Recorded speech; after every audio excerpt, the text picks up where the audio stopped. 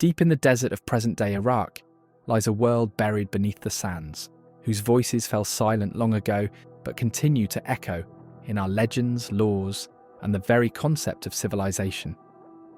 Sumer, which remained hidden from the eyes of the world for centuries, re-emerged from the shadows thanks to archaeological excavations in the late 19th and early 20th centuries, revealing itself as the oldest known civilization of humanity. It was in sites such as Uruk, Ur, Lagash, and Nippur that archaeologists unearthed remnants of temples, palaces, and thousands of clay tablets covered in cuneiform script.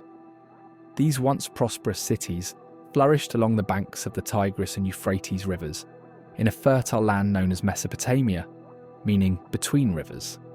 Each of these cities, with its unique characteristics, played a crucial role in this complex cultural mosaic. Uruk, for example, is considered the first true metropolis in human history, where the legendary king Gilgamesh is said to have reigned. Kish, located further north, became one of the earliest centres of power for the Semitic peoples who would come to dominate the region. The origins of the Sumerians remain shrouded in mystery. They seem to have come from distant lands, with some scholars pointing to Central Asia, while others suggest the Caucasus or the plains near the Persian Gulf. With dark skin, dark hair, and average stature, the Sumerians were recognised for their elaborate attire, wearing woolen cloaks and adorning themselves with gold and precious stones. They lived in walled cities, farmed the land, raised animals, and, above all, worshipped a complex pantheon of deities that shaped their worldview. Sumerian myths are some of the oldest mythological accounts of humanity. Poems like the Enuma Elish describe the creation of the world from primordial chaos. There is also the myth of Ziusudra, who survived a devastating flood sent by the gods, a narrative that would resonate in Babylonian and Hebrew traditions, eventually forming the basis for the biblical account of Noah. These stories, transcribed on clay tablets, show us that long before Moses and Abraham, the Sumerians were already contemplating creation, destiny, and the afterlife. Sumerian society was governed by a series of kings who, according to priestly lists, ruled for thousands of years. Among them were semi-legendary figures such as Tammuz, the god of vegetation, and Gilgamesh, who sought immortality. Although the timelines are exaggerated, these lists reveal the political organisation of Sumerian city-states and their power struggles. A notable example is the conflict between Ur and Kish, symbolising the tension between the Sumerians, non-Semites, and the invading Semites from the north. The greatest of these conquerors was Sargon of Akkad, whose humble origin as a cupbearer became legend. Sargon founded the first great empire in history, unifying the cities of Mesopotamia under his command.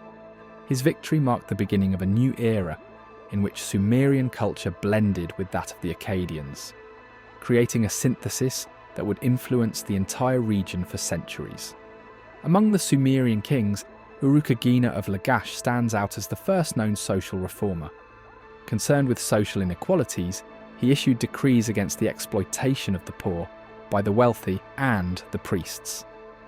These decrees are considered the first written codes of law in history, predating the famous Code of Hammurabi.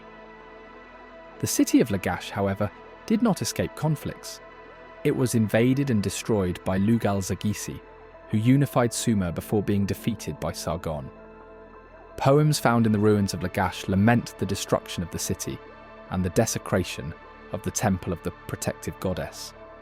However, Lagash rose from the ashes under the rule of Gudea, a peaceful and religious leader who rebuilt the city and left numerous statues and inscriptions narrating his just governance.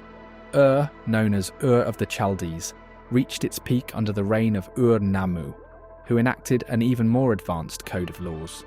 He and his son Dungi beautified the city and transformed Ur into a prosperous commercial centre.